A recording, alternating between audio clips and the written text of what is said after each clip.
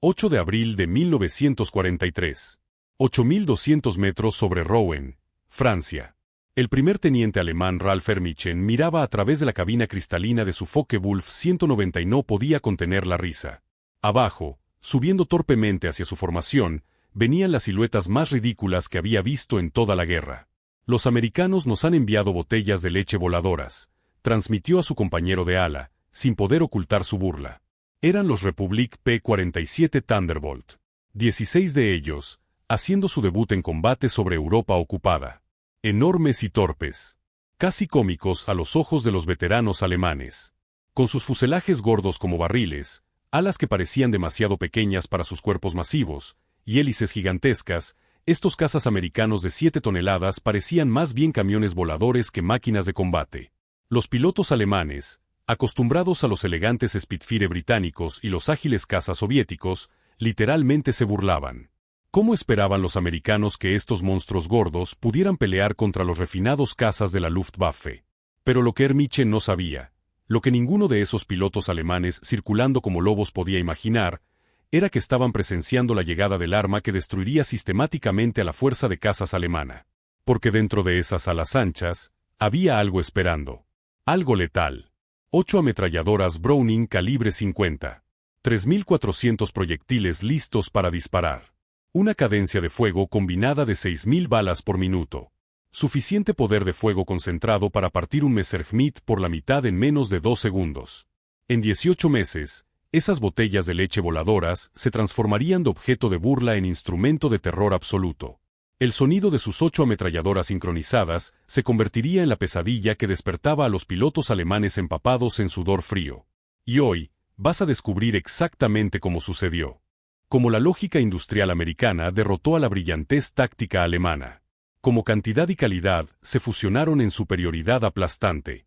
Y como las risas de los pilotos alemanes se transformaron en gritos de terror cuando descubrieron lo que 8 ametralladoras sincronizadas podían hacerle a un caza a 360 metros de distancia. Esta es la historia del P-47 Thunderbolt. El gigante que nadie respetaba, hasta que empezó a disparar. Si te gustan las historias épicas de la Segunda Guerra Mundial, dale like ahora mismo y suscríbete, porque lo que viene es absolutamente brutal. Aquella mañana del 8 de abril, entre los 56 pilotos americanos dispersos por el cielo francés, había hombres que se convertirían en leyendas. Futuros ases cuyos nombres harían temblar a la Luftwaffe. Pero ese día, eran novatos absolutos en una máquina no probada, enfrentando la fuerza de cazas más experimentada del mundo. Los alemanes habían estado peleando sin parar desde 1939. Veteranos de Polonia, Francia, Inglaterra y Rusia. Los americanos tenían exactamente 0 días de combate. Era David contra Goliat, excepto que esta vez, David era el gigante torpe, y Goliat tenía años de experiencia matando gigantes. ¿Cómo diablos podía funcionar esto? La respuesta está en la matemática de la destrucción, y en el genio desesperado de un diseñador georgiano que se atrevió a romper todas las reglas de diseño de cazas. Pero antes de llegar ahí, necesitas entender algo crucial. En abril de 1943, Europa estaba bajo una oscuridad total. La Luftwaffe dominaba los cielos. Sus pilotos eran los mejores del mundo.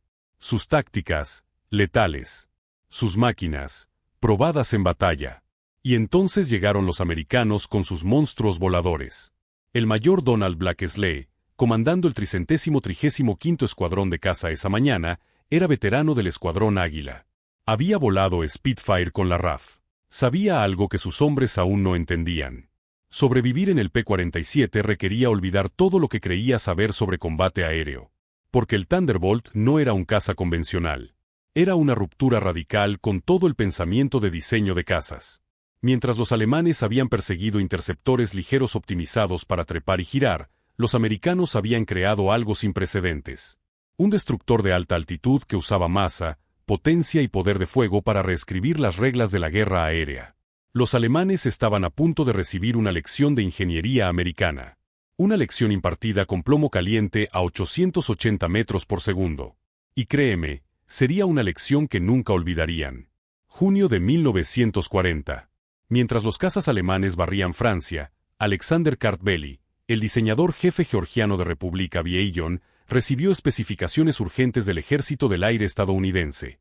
Querían un interceptor de alta altitud capaz de enfrentar lo mejor de la Luftwaffe. Lo que Kartveli diseñó fue un monstruo que redefinió lo posible. Será un dinosaurio, admitió Kartveli ante su equipo de diseño. Pero será un dinosaurio con buenas proporciones. Cuando el prototipo XP-47B voló por primera vez el 6 de mayo de 1941, todos los que lo vieron quedaron en shock. Pesaba 4.500 kilos vacío, 65% más que su predecesor. Su enorme sistema turbocompresor, conductos complejos recorriendo todo el fuselaje trasero, le daba una apariencia casi embarazada. Los pilotos de prueba que se acercaban por primera vez invariablemente preguntaban lo mismo: ¿esta cosa realmente vuela? No solo volaba, sino que lo hacía a mayor altitud. El motor Pratt & Whitney R2800 Double Wasp era una bestia, 18 cilindros en configuración radial, produciendo 2.000 caballos de fuerza. Podía mantener potencia completa a 8.200 metros de altura, donde los cazas alemanes jadeaban por aire. El turbocompresor alimentado por gases de escape entregaba rendimiento a nivel del mar en la estratosfera, donde el aire era demasiado delgado para los sobrecompresores convencionales. Pero había un problema enorme. El mayor Hubert Habsemke, comandando el 56º Grupo de Cazas entrenando en Connecticut, inicialmente odiaba el avión. Su unidad perdió 18 pilotos y 41 aviones en accidentes de entrenamiento entre septiembre de 1942 y enero de 1943. El P-47 mató más americanos en entrenamiento que alemanes en los primeros meses de combate. Giraba descontrolado en aterrizajes.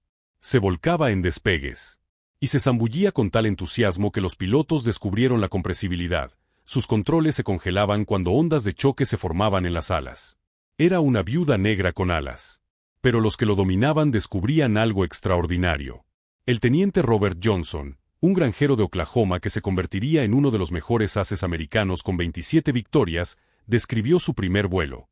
Era como atarse a una locomotora. El poder era increíble. No lo volabas, lo apuntabas. Y ahí estaba la clave.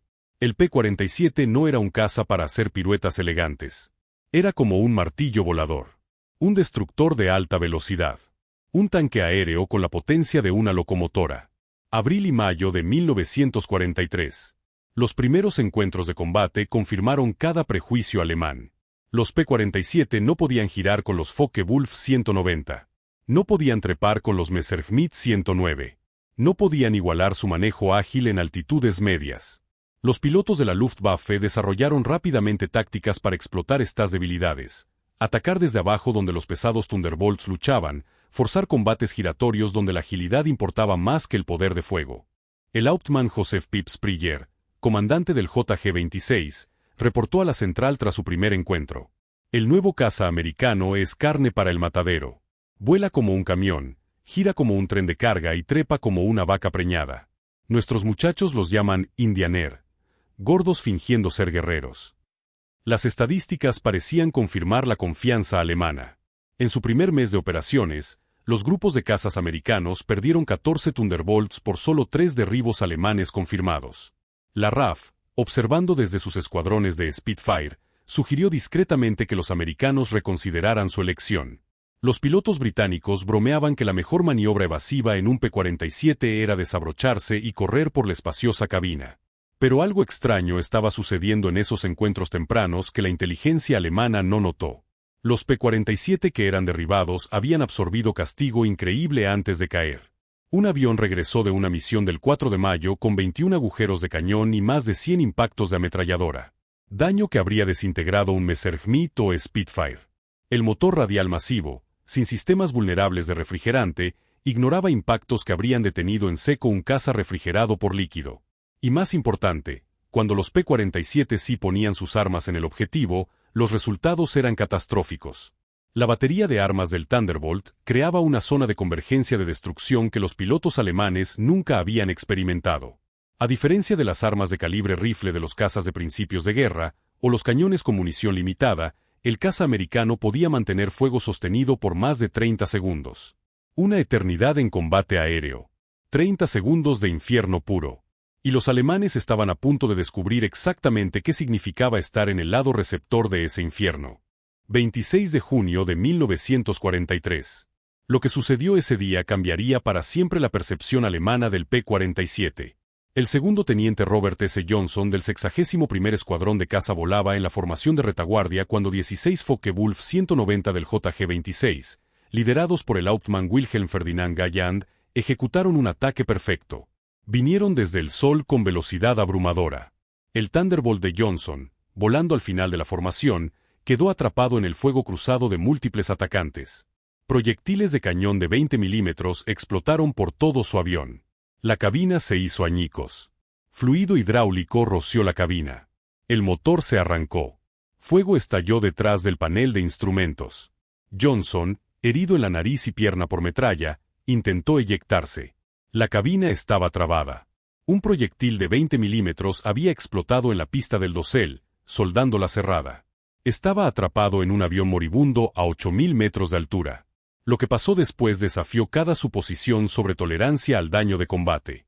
A pesar de no tener visibilidad frontal por el parabrisas cubierto de aceite, un motor que apenas funcionaba sacudiéndose violentamente, y controles que respondían solo intermitentemente, Johnson logró nivelar el avión y apuntarlo hacia Inglaterra. El P-47 siguió volando con daño que habría reducido cualquier otro caza a escombros cayendo. Pero se puso peor. Un solitario Focke-Wulf 190 descubrió el Thunderbolt lisiado cojeando hacia el canal a menos de 270 km por hora. La investigación histórica nunca ha identificado definitivamente a este piloto, aunque varios nombres han sido propuestos basándose en reportes de combate alemanes de ese día. Lo que siguió fue uno de los encuentros más extraordinarios en la historia de la guerra aérea. El piloto alemán se posicionó detrás del P-47 de Johnson y abrió fuego con sus 4 cañones de 20 milímetros y 2 ametralladoras de 13 milímetros. Johnson, incapaz de evadir, solo podía acurrucarse detrás de su placa blindada y rezar. El Thunderbolt absorbió toda la munición de cañón. Entonces el alemán se reposicionó y disparó nuevamente, esta vez solo con sus ametralladoras. La munición de cañón se había agotado. El piloto alemán se colocó al lado, mirando incrédulo al destrozado avión volador. Johnson podía ver su cara claramente, joven, rubio, su expresión cambiando de confianza a confusión y luego a miedo. El alemán se reposicionó y vació su munición restante de ametralladora en el Thunderbolt. Pero todavía seguía volando. Se colocó al lado nuevamente, sacudió la cabeza en aparente asombro, hizo un saludo informal. Y se alejó. Presumiblemente sin munición. El P-47 de Johnson aterrizó en Manston con su motor fallando en la pista. El jefe de tripulación dejó de contar agujeros de bala después de llegar a 200. Un proyectil de cañón había explotado a centímetros de la cabeza de Johnson. Otro había detonado contra la placa blindada detrás de su asiento. El motor había recibido impactos directos. Los cables de control estaban parcialmente cortados. 3 de los 4 largueros principales, la columna vertebral estructural del fuselaje, estaban atravesados por disparos. Sin embargo, el avión lo había traído a casa. La supervivencia del avión de Johnson envió ondas de choque a través de ambas fuerzas aéreas. Los ingenieros americanos estudiando los restos se dieron cuenta de que habían subestimado su propia creación. La inteligencia alemana, recibiendo reportes de combate del JG-26, inicialmente se negó a creerlo. Ningún avión podía absorber tanto castigo. Pero el testimonio de múltiples pilotos confirmó lo imposible. El Thunderbolt había tomado todo lo que el mejor caza de la Luftwaffe podía entregar. Y había sobrevivido. Para julio de 1943, los pilotos americanos estaban aprendiendo a explotar las verdaderas fortalezas del P-47. El teniente coronel Hubert Semke, comandante del 56º Grupo de Cazas, había descubierto el secreto a través de brutal prueba y error. No gires con ellos. No trepes con ellos en baja altitud. Usa tu peso, usa tu poder y usa tus armas. El peso masivo del Thunderbolt, inicialmente visto como desventaja, se convirtió en un arma. En picada, nada podía alcanzarlo. Desde 9.000 metros, un P-47 podía alcanzar 885 km por hora. Más rápido que cualquier caza alemán podía lograr, incluso en picada vertical. Esta velocidad podía convertirse en altitud en una trepada zoom que dejaba a los cazas perseguidores inútilmente atrás. El capitán Walker B. de Maurin desarrolló lo que se conoció como la táctica Boom and Zoom, aunque los pilotos la llamaban la cacería del pavo Thunderbolt. Era simple, era letal y era imparable. Y los alemanes estaban a punto de descubrir que sus días de reírse habían terminado. En lugar de participar en peleas de perros tradicionales, las formaciones de P-47 trepaban a 9.000 metros. más alto de lo que los cazas alemanes podían operar efectivamente. Cuando aparecían cazas de la Luftwaffe abajo, los Thunderbolts se invertían y se zambullían, alcanzando velocidades que hacían imposible el tiro de deflexión para los alemanes defensores. En el fondo de estas picadas, las pesadas ametralladoras americanas hablaban. Los pilotos alemanes que sobrevivieron lo describieron como enfrentar una pared de plomo. El poder de fuego combinado creaba una zona impenetrable de destrucción. Los aviones atrapados en este patrón de convergencia no solo caían, se desintegraban en 1000 pedazos. La revelación verdadera del poder de fuego americano llegó durante la incursión doble del 17 de agosto de 1943 sobre Schweinfurt y Regensburg. La penetración más profunda en Alemania intentada hasta esa fecha. El mayor David Schilling, liderando el 62º Escuadrón de Caza, encontró una formación de Messerschmitt 110, aviones destructores, posicionándose para atacar B-17 con sus cañones pesados y cohetes. Los cazas bimotor alemanes, fuertemente armados pero menos maniobrables, eran los asesinos de bombarderos especializados de la Luftwaffe. El vuelo de 4 Thunderbolts de Schilling rodó en su picada de ataque desde 8.500 metros. El suboficial Heinrich Roth, artillero en uno de los ME-110 que sobrevivió, más tarde relató en un interrogatorio. Los cazas americanos bajaron como martillos desde el cielo. Abrí fuego a 800 metros. Buenos impactos. Vi cómo golpeaban el ala del caza. El P-47 ni siquiera se tambaleó. Entonces él nos disparó. El avión frente a nosotros simplemente se deshizo. No fue derribado, fue destruido. Alas separadas del fuselaje, cola cortada, el compartimiento de tripulación hecho confeti de metal. En 2 segundos, un 110 se convirtió en nada. 8 ME-110 fueron destruidos en menos de un minuto. Los pilotos alemanes nunca habían experimentado tal poder de fuego concentrado. Cada P-47 cargaba 425 proyectiles por arma. 3.400 proyectiles totales, pesando casi 400 kilos. A distancia de convergencia, típicamente ajustada a 275 metros, las trayectorias balísticas de las 8 armas se interceptaban en una zona de aproximadamente 1.8 metros de diámetro. Cualquier cosa en esa zona enfrentaba 100 proyectiles de media pulgada por segundo, cada uno viajando a 880 metros por segundo. La munición misma era una revelación de capacidad industrial americana. Mientras los cazas alemanes luchaban con munición limitada de cañón, típicamente 120 a 200 proyectiles para un arma de 20 milímetros, los pilotos americanos podían mantener fuego por más de medio minuto. La carga de combate estándar mezclaba munición perforante incendiaria trazadora y bola estándar en patrones diseñados para destruir e incendiar. El teniente coronel Francis Gaby Gabreski, quien se convertiría en el as americano top en Europa con 28 victorias, describió el efecto. Cuando les pegas con las 8, no solo caen, explotan.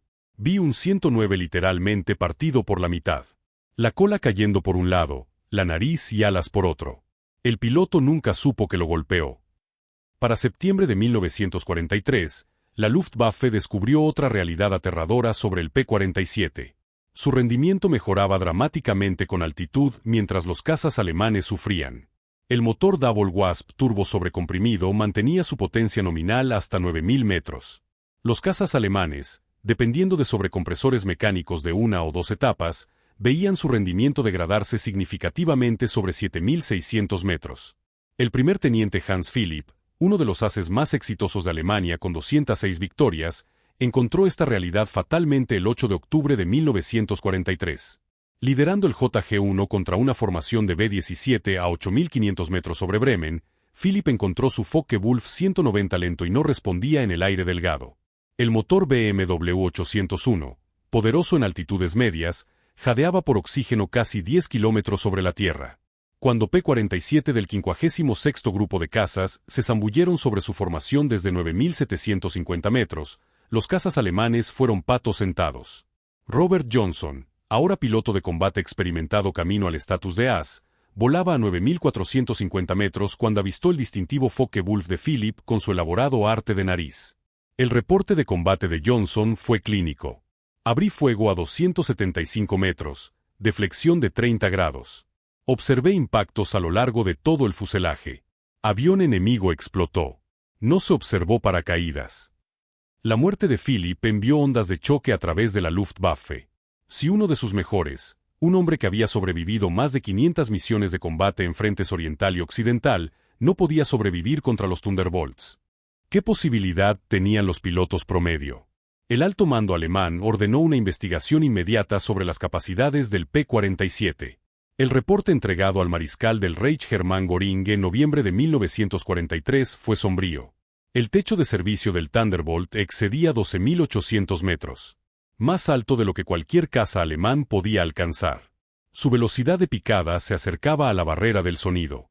Su blindaje incluía placa de acero de 9.5 milímetros detrás del piloto, parabrisas a prueba de balas de 12.7 milímetros y placas deflectoras blindadas alrededor del motor. Más perturbador, su construcción robusta le permitía absorber daño que destruiría 3 cazas convencionales y aún regresar a casa. En enero de 1944, una nueva variante del P-47 comenzó a llegar a Inglaterra que completaría la transformación de hazmerreír a pesadilla. El P-47 de 22 presentaba una hélice hidroática Hamilton estándar con palas tipo paleta. 4 metros de diámetro con palas de cuerda ancha que mordían el aire como remos masivos. La mejora en velocidad de ascenso fue inmediata y dramática. Donde los Thunderbolts anteriores habían trepado anémicos 670 metros por minuto al nivel del mar, las variantes con palas de paleta podían lograr 915 metros por minuto, igualando o excediendo a los cazas alemanes en la mayoría de altitudes. La hélice masiva también mejoró la aceleración, permitiendo a los P-47 construir energía más rápido en vuelo nivelado. El capitán Heinz Nocke del JG-11, veterano con más de 200 misiones de combate, encontró las nuevas variantes en febrero de 1944 durante una intercepción de bombarderos cerca de Hannover. Escribió en su diario de combate: los gordos cazas americanos han aprendido a trepar. Atacamos una formación cerca de Hannover, esperando nuestra ventaja usual. Se giraron hacia nosotros y treparon con nosotros. Cuando intentamos desengancharnos, nos siguieron hasta 9.000 metros. Smith fue atrapado y destrozado. Nada quedó excepto humo y fragmentos. Estas no son las mismas máquinas de las que nos reímos el año pasado. La hélice de palas de paleta hizo más que mejorar el rendimiento. Cambió el sonido del Thunderbolt. El distintivo rugido atronador creado por las puntas de las palas alcanzando velocidades supersónicas podía escucharse desde kilómetros de distancia. Las tropas terrestres alemanas reportaron poder identificar P-47 que se acercaban solo por el sonido. Un rumor profundo y amenazante que significaba muerte desde arriba. Comenzaron a llamarlo Donnerschlag, que significa trueno. Para marzo de 1944, P-47 equipados con tanques externos de combustible podían escoltar bombarderos profundo en Alemania. La configuración estándar llevaba 2 tanques de ala de 409 litros o un tanque ventral de 284 litros, extendiendo el alcance a más de 1.600 kilómetros. Con la hélice de palas de paleta proporcionando rendimiento mejorado incluso cuando estaban cargados, los Thunderbolts podían pelear en términos iguales inmediatamente después de soltar los tanques. La respuesta de la Luftwaffe fue concentrarse en los bombarderos, esperando infligir suficientes pérdidas para detener la campaña diurna americana.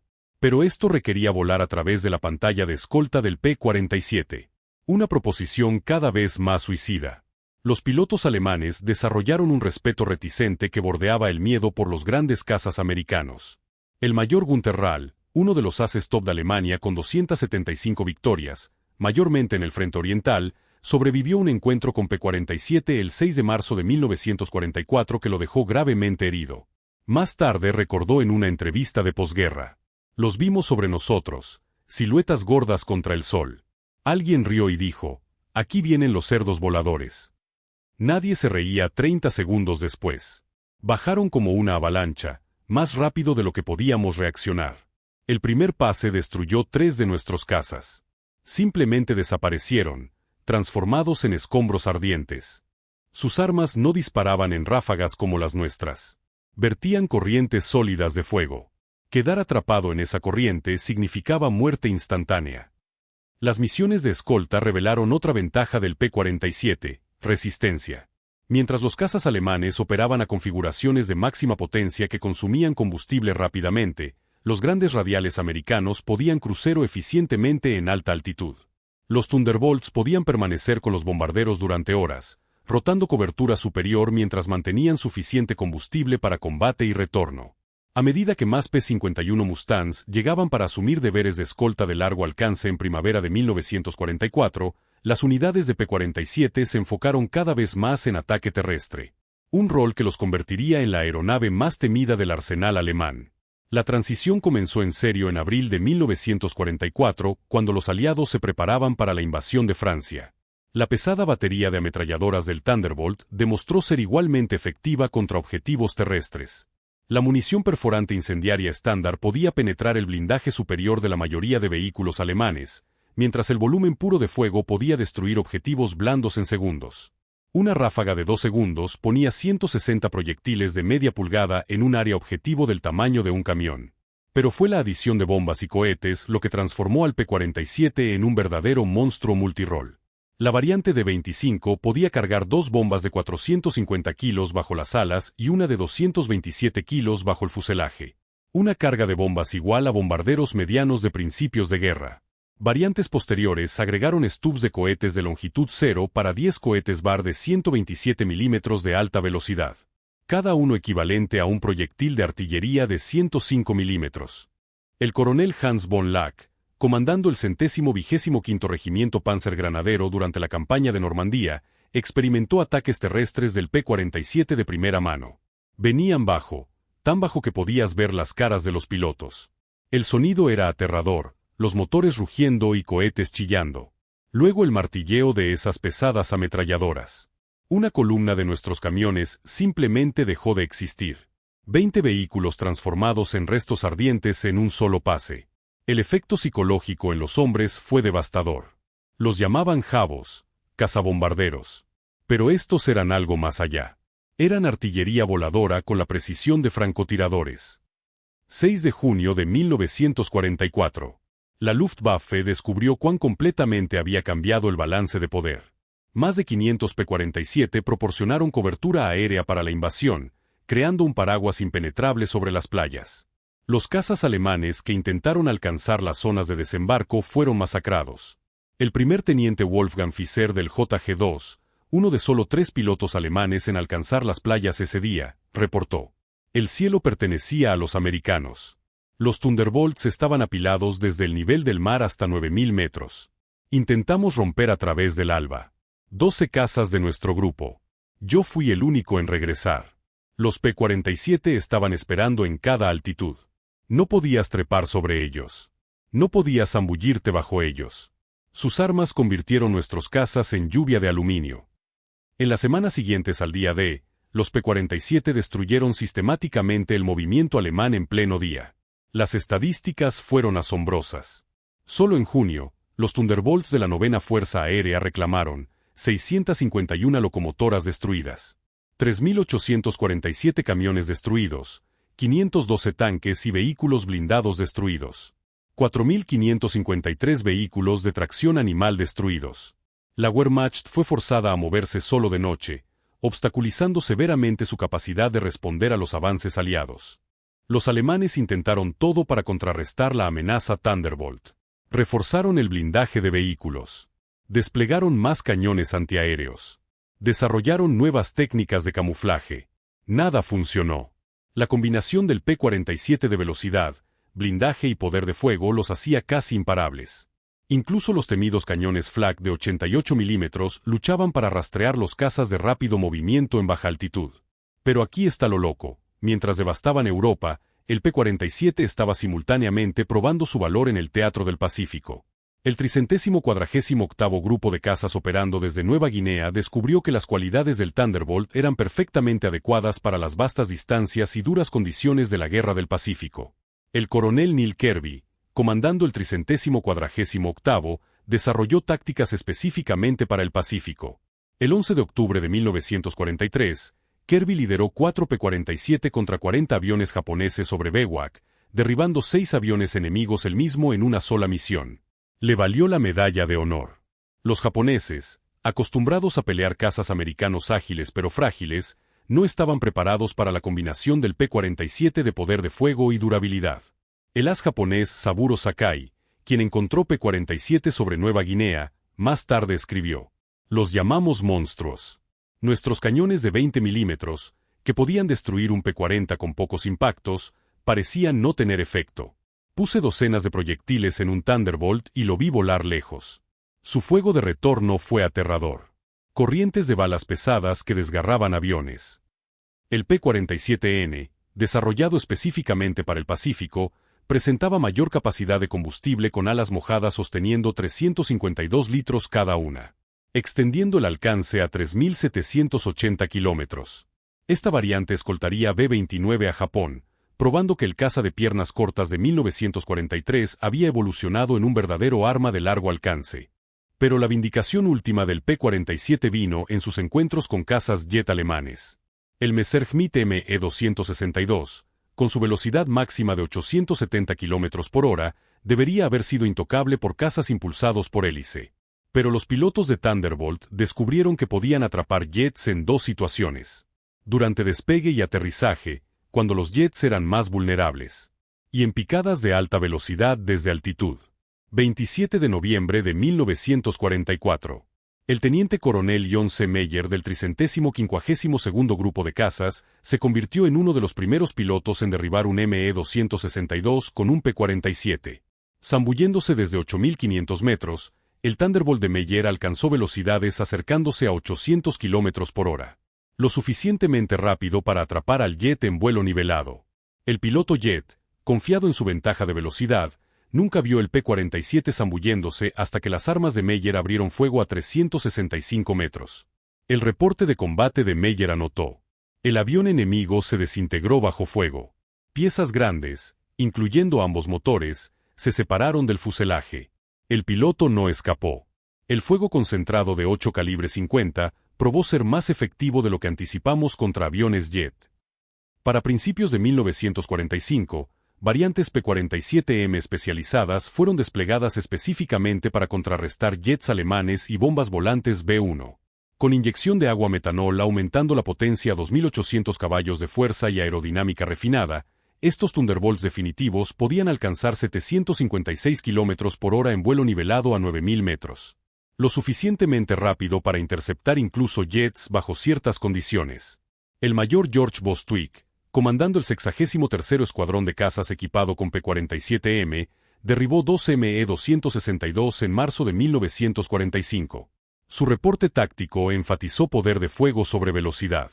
Los jets son más rápidos, pero no pueden girar y no pueden recibir castigo. Una buena ráfaga de nuestra batería, y se deshacen como si estuvieran hechos de papel. Tienen que desacelerar para atacar bombarderos. Ahí es cuando los atrapamos. La demostración definitiva del poderío industrial americano llegó durante la Operación Bodenplatte. El desesperado intento de la Luftwaffe de destruir el poder aéreo aliado el 1 de enero de 1945. Casi 900 cazas alemanes, incluyendo sus mejores pilotos restantes, lanzaron ataques sorpresa en aeródromos aliados a través de Bélgica y Holanda. En el aeródromo I-34 cerca de Metz, hogar de los P-47 del 365º Grupo de Cazas, el ataque inicialmente tuvo éxito. Los cazas alemanes destruyeron 22 Thunderbolts en tierra junto con varios otros aviones. Un piloto alemán capturado llevado al puesto de comando señaló los aviones ardientes y se burló. ¿Qué piensan de eso? La respuesta del mayor George Brooking se volvió legendaria a través de toda la 9ª Fuerza Aérea. Señaló la línea de vuelo donde tripulaciones terrestres ya estaban empujando aviones dañados a un lado y preparando estrados duros para reemplazos. Para mañana, tendremos 40 nuevos. ¿Cuánto les tomará a ustedes reemplazar sus pilotos? La sonrisa burlona del piloto alemán desapareció. Dentro de 48 horas, 40 P-47 de recién salidos de fábrica llenaron la línea de vuelo, volados desde depósitos en Inglaterra. La Luftwaffe perdió 271 aviones y 213 pilotos en Bodenplatte, incluyendo muchos instructores y líderes de escuadrón irreemplazables. Los americanos perdieron 134 aviones totales a través de todos los aeródromos atacados. Todos reemplazados dentro de una semana. Los números contaron la historia de derrota inevitable. Republic Aviation produjo 15.683 P-47 durante la guerra. Más que cualquier otro caza americano. En producción pico, la fábrica de Farmingdale en Long Island completaba un Thunderbolt cada hora a las 24 horas. La planta de Evansville en Indiana, construida desde tierra de granja vacía en 1942, estaba produciendo 500 aviones por mes para 1944. Cada P-47D para su fabricación requería 65.000 partes individuales, 13 kilómetros de cableado eléctrico, 900 kilos de aluminio y 136 kilos de caucho. El motor solo contenía 2.400 componentes individuales mecanizados a tolerancias de milésimas de pulgada. Sin embargo, trabajadores americanos, muchos de ellos mujeres que nunca habían visto un avión antes de Pearl Harbor, ensamblaban estas máquinas complejas con precisión que excedía estándares de tiempos de paz. La producción de munición fue igualmente asombrosa. Cada salida de P-47 requería 3.400 proyectiles de munición calibre 50. Con cientos de Thunderbolts volando misiones diarias, el consumo de munición excedía 10 millones de proyectiles por mes para mediados de 1944. El arsenal de Lake City en Missouri, una de varias plantas de munición, producía 30 millones de proyectiles mensualmente. Cada cartucho era manufacturado a tolerancias medidas en 10 milésimas de pulgada, asegurando alimentación confiable a través de los mecanismos de armas sincronizados. Si aún no le has dado like a este video, hazlo ahora. Porque lo que viene es el testimonio final de los pilotos alemanes que enfrentaron esta tormenta de acero. El consumo de combustible era enorme. Cada Thunderbolt quemaba 378 litros por hora en vuelo normal, hasta 1.135 litros en combate con inyección de agua activada. Solo la 9ª Fuerza Aérea consumía más de 94 millones de litros de combustible de aviación mensualmente para finales de 1944. Todo transportado a través del Atlántico en tanqueros que eran ellos mismos productos de la producción masiva americana. Aún más impresionante que la producción de aviones fue el entrenamiento de pilotos. Para 1944, Estados Unidos estaba graduando 30.000 pilotos anualmente de entrenamiento avanzado. Más de lo que Alemania había entrenado en la guerra entera. Cada piloto de P-47 recibía un mínimo de 400 horas de entrenamiento de vuelo antes de entrar en combate, incluyendo 100 horas en cazas avanzados. Los pilotos alemanes, en contraste, estaban entrando en combate con menos de 100 horas de tiempo total para el final de la guerra. La calidad se mostraba en combate. Los pilotos americanos llegaban a Europa entrenados en vuelo en formación, navegación instrumental, artillería y tácticas. Habían practicado contra aviones alemanes capturados, entendiendo las capacidades y limitaciones de su enemigo. Conocían sus sistemas de aviones íntimamente, habiendo estudiado manuales técnicos que los pilotos alemanes nunca recibieron. El teniente Eugene Roberts, llegando a Inglaterra en septiembre de 1944, ejemplificó la ventaja de entrenamiento americana. Tenía 420 horas en mi libro de registro, incluyendo 75 horas en el P-47. Había disparado a objetivos remolcados, practicado tiro de deflexión, estudiado película de cámara de arma de combate real. Mi primera misión, sabía exactamente qué hacer. El piloto alemán que enfrenté no pudo haber tenido la mitad de mi experiencia. Ni siquiera fue una pelea justa. Marzo de 1945. El Oberstleutnant Joseph Priller, el mismo piloto que había burlado los P-47 como vacas preñadas 2 años antes, fue entrevistado por oficiales de propaganda alemanes buscando aumentar la moral. Su declaración, considerada demasiado desmoralizante para publicación, reveló la transformación completa en actitudes alemanas. El Thunderbolt es el mejor cazabombardero jamás construido. Su poder de fuego es sin precedentes. Armas que nunca se atascan, nunca se sobrecalientan, nunca se quedan sin munición en combate normal. Carga bombas como un bombardero mediano, dispara cohetes como artillería, y pelea como un caza cuando se necesita. Pero más allá de la máquina está lo que representa. Producción americana ilimitada. Ellos pierden 10, construyen 20. Nosotros perdemos 1, se fue para siempre. Sus pilotos llegan mejor entrenados que nuestros instructores. Tienen combustible para entrenamiento, munición para práctica, partes de repuesto para todo. Nosotros no tenemos nada excepto coraje. Y coraje sin recursos es solo derrota retrasada. Nos reímos de ellos en 1943. No nos estamos riendo ahora. Cuando escuchas esas armas, sabes que la muerte ha venido llamando. El sonido nos persigue. Imparable, mecánico y preciso. Como todo americano, se trata de superioridad material abrumadora. No nos vencieron a través de mejores tácticas o pilotos más valientes. Nos enterraron bajo una avalancha de acero y plomo. Para abril de 1945, la Luftwaffe existía principalmente en papel. Escasez de combustible mantenía la mayoría de aviones en tierra. Pilotos experimentados estaban muertos o capturados. Aeródromos eran ruinas craterizadas. Pero incluso con aviones y combustible, los pilotos alemanes enfrentaban una ecuación imposible. Atacar significaba enfrentar formaciones de P-47 que poseían cada altitud desde nivel del suelo hasta 12.000 metros. El suboficial del campo Klaus Breitschneider, uno de los últimos pilotos alemanes entrenados en 1945, voló exactamente una misión de combate antes de que terminara la guerra. Su encuentro con P-47 sobre Leipzig duró 12 segundos. Los vi zambulléndose desde arriba, 4 Thunderbolts en formación perfecta. Intenté girar, pero eran demasiado rápidos. El líder disparó desde 500 metros. Mi avión se sacudió como si fuera golpeado por mazos. El motor explotó, el ala se separó, apenas pude escapar y desde el paracaídas, los vi destruir todo mi Staffel. 6 cazas desaparecidos en menos de un minuto. El cielo llovió aluminio ardiente y cuerpos. El impacto psicológico fue completo. Los pilotos alemanes desarrollaron lo que los oficiales médicos llamaron Jabo-Fieber, fiebre Jabo, síntomas físicos de estrés apareciendo cuando se reportaban Thunderbolts en el área. Veteranos que habían enfrentado Spitfires y Hurricane sin miedo se ponían físicamente enfermos antes de misiones contra P-47. El trueno distintivo de Thunderbolts acercándose causaba pánico entre tropas terrestres que sabían que sobrevivir significaba encontrar cobertura inmediatamente. Las estadísticas finales de operaciones del P-47 desafiaron la comprensión. En Europa, 3.752 aviones alemanes destruidos en combate aéreo, 3.315 aviones destruidos en tierra, 86.000 vagones de ferrocarril destruidos, 9.000 locomotoras destruidas, 6.000 vehículos blindados de combate destruidos, 68.000 camiones destruidos. En el Pacífico, 697 aviones japoneses destruidos en combate aéreo, 150 aviones destruidos en tierra, 1.500 vehículos destruidos, 150 locomotoras destruidas, innumerables barcazas, barcos e instalaciones.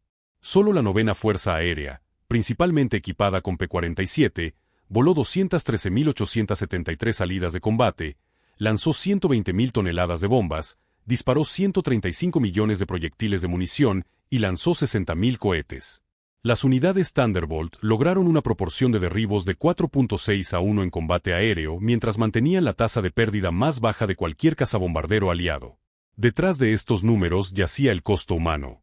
La Luftwaffe perdió aproximadamente 28.000 pilotos muertos en combate contra fuerzas aliadas occidentales. Muchos cayeron al fuego concentrado de ametralladoras pesadas americanas. Cada pérdida representaba años de entrenamiento que Alemania nunca podría reemplazar. Para el final de la guerra, el piloto de caza alemán promedio tenía menos de 30 horas de experiencia de combate. El piloto de P-47 promedio tenía más de 200. En el centro de interrogación de la Luftwaffe en Oberursel, pilotos aliados capturados eran interrogados por inteligencia alemana. Los registros capturados en 1945 revelaron evaluaciones alemanas de aviones aliados. El archivo sobre el P-47, actualizado continuamente durante la guerra, mostró la reversión completa de opinión. Abril de 1943. Caza grande y no maniobrable. Inferior a tipos alemanes en todos los parámetros de rendimiento excepto velocidad de picada. Armamento de ametralladora insuficiente contra cazas armados con cañón. Evaluación, amenaza mínima. Diciembre de 1943. Rendimiento excepcional de alta altitud. Resistencia estructural extrema. Poder de fuego cada vez más problemático, pilotos mostrando unas tácticas mejoradas. Evaluación, amenaza significativa sobre 7.600 metros. Junio de 1944. Dominante caza bombardero. Superior a todos los tipos alemanes, sobre 6.000 metros. Poder de fuego devastador contra todos tipos de objetivos. Resistencia estructural hace derribo extremadamente difícil. Evaluación, amenaza crítica en todas las altitudes. Marzo de 1945. Mejor cazabombardero de la guerra. Combinación de poder de fuego, durabilidad y rendimiento sin igual. Calidad de piloto excepcional. Evaluación, imposible de sobrevivir en compromiso directo. En 1985, en una reunión de pilotos de caza alemanes y americanos en Phoenix, Arizona, antiguos adversarios se encontraron en paz. El teniente general Adolf Galland, ex jefe del brazo de cazas de la Luftwaffe, fue preguntado sobre el P-47. Su respuesta, grabada en video, capturó la transformación completa. Cometimos un error terrible en 1943. Vimos este caza grande y pesado y nos reímos. Los americanos no entienden nada de combate aéreo, dijimos. Construyeron un bombardero y lo llamaron caza. Éramos nosotros quienes no entendíamos. Los americanos no intentaron construir un caza europeo. Construyeron uno americano, diseñado alrededor de producción, poder de fuego y supervivencia. Entendieron que en una guerra de desgaste, el avión que pudiera recibir castigo y entregar poder de fuego devastador ganaría, y tenían razón. La primera vez que volé un P-47 capturado después de la guerra, entendí todo. El poder era increíble. Trepaba como si estuviera cayendo hacia arriba. La cabina era cómoda. La visibilidad excelente y los controles precisos. Era un avión de piloto envuelto en blindaje. Pero lo que realmente me impresionó fue darme cuenta de que América construyó más de 15.000 de estas máquinas complejas mientras peleaba una guerra de 2 océanos. Cada uno requería un motor más complejo que cualquier cosa que Alemania produjera. Sin embargo, los construyeron más rápido de lo que nosotros podíamos construir cazas simples. Ahí es cuando supe que nunca tuvimos oportunidad. Esas armas, las llamábamos el piano de Roosevelt, por el sonido que hacían. Una vez que escuchabas ese sonido, nunca lo olvidabas. Muchos de mis amigos lo escucharon por última vez. El P-47 no solo derrotó a la Luftwaffe, la destruyó. El diseño del P-47 representó la filosofía industrial americana perfectamente. Ingeniería de fuerza bruta respaldada por recursos ilimitados. Cada componente estaba sobreconstruido, sobrepotenciado y sobreingeniado. Los largueros de ala podían soportar 18.000 kilos, 3 veces el peso cargado del avión. El montaje del motor podía resistir fuerzas de 12 Gs. Los cables de control estaban duplicados con sistemas automáticos de respaldo. El sistema de alimentación de munición solo era una maravilla de ingeniería. 8 cajas de munición separadas, cada una sosteniendo 425 proyectiles, alimentaban a través de motores de impulso eléctricos para prevenir atascos durante maniobras de alto G. Las armas estaban eléctricamente calentadas para prevenir congelamiento en altitud. Cada arma tenía su propio mecanismo de carga y podía ser individualmente sincronizada. La convergencia era ajustable de 137 a 365 metros, permitiendo a pilotos optimizar para su rango de compromiso preferido. Incluso después de la guerra, algunos veteranos alemanes mantenían que el P-47 ganó a través de cantidad, no calidad. Que los cazas alemanes eran técnicamente superiores, pero abrumados por números. Los registros de combate cuentan una historia diferente. En compromisos donde los números eran iguales, los P-47 consistentemente prevalecían. El armamento de ametralladora pesada, descartado como inferior a cañón, probó ser más efectivo en combate real. El análisis de metraje de cámara de arma reveló por qué. Los proyectiles de cañón, aunque individualmente más destructivos, requerían puntería precisa y tenían munición limitada, típicamente 120 a 200 proyectiles totales. Las armas del P-47 creaban una nube de probabilidad de balas que garantizaba impactos incluso con puntería imperfecta. En rangos de compromiso típicos, una ráfaga de 2 segundos ponía al menos 20 proyectiles en un objetivo de tamaño caza. Suficiente para asegurar destrucción. El P-47 Thunderbolt permanece como el caza monomotor de pistón más pesado jamás producido en masa. Su peso vacío de 4.500 kilos excedía el peso bruto de algunos cazas bimotor. Su motor producía más poder que formaciones de bombarderos enteras de la guerra anterior. Sus armas entregaban más poder de fuego que un escuadrón de infantería. Sin embargo, fue construido por miles, volado por chicos apenas salidos de la secundaria, y mantenido bajo condiciones de combate por mecánicos que aprendieron su oficio en semanas. La transformación de opinión alemana de burla a terror tomó menos de 2 años. En ese tiempo, la botella de leche voladora se convirtió en el avión más temido en la experiencia de la Luftwaffe. Veteranos que habían enfrentado Spitfires, Hurricanes y Jacks soviéticos, sin inmutarse hablaban de P-47 en tonos susurrados décadas después de la guerra. En el Museo de la Fuerza Aérea de Estados Unidos en Dayton, Ohio, un P-47 de restaurado se sienta entre otros cazas legendarios. Su placa lista especificaciones y honores de batalla, pero la historia real es contada por una pequeña vitrina, conteniendo casquillos gastados calibre 50, y una tira de película de cámara de arma mostrando un Focke-Wulf 190, desintegrándose bajo fuego. Debajo del display hay una cita de un piloto alemán sin nombre, tomada de un reporte de interrogación de 1945. Nos reímos cuando los vimos por primera vez. Cazas americanos gordos y feos que no podían girar, no podían trepar, no podían pelear. Dejamos de reírnos cuando nos dimos cuenta de que no necesitaban girar o trepar. Solo apuntaban esas armas a ti y dejabas de existir. La risa murió con nuestros camaradas. El P-47 Thunderbolt entró en combate como objeto de burla y terminó la guerra como instrumento de aniquilación. En el medio, 8 ametralladoras Browning sincronizadas reescribieron las reglas de guerra aérea y enterraron a la Luftwaffe bajo una avalancha de plomo. Los pilotos alemanes se habían reído del torpe caza americano en abril de 1943. Para mayo de 1945, no quedaban pilotos alemanes para reírse. El trueno había hablado. Y el cielo pertenecía a América. Nos vemos en el próximo video. Y recuerda, la historia está llena de lecciones de estrategia, ingeniería y determinación que siguen relevantes hoy.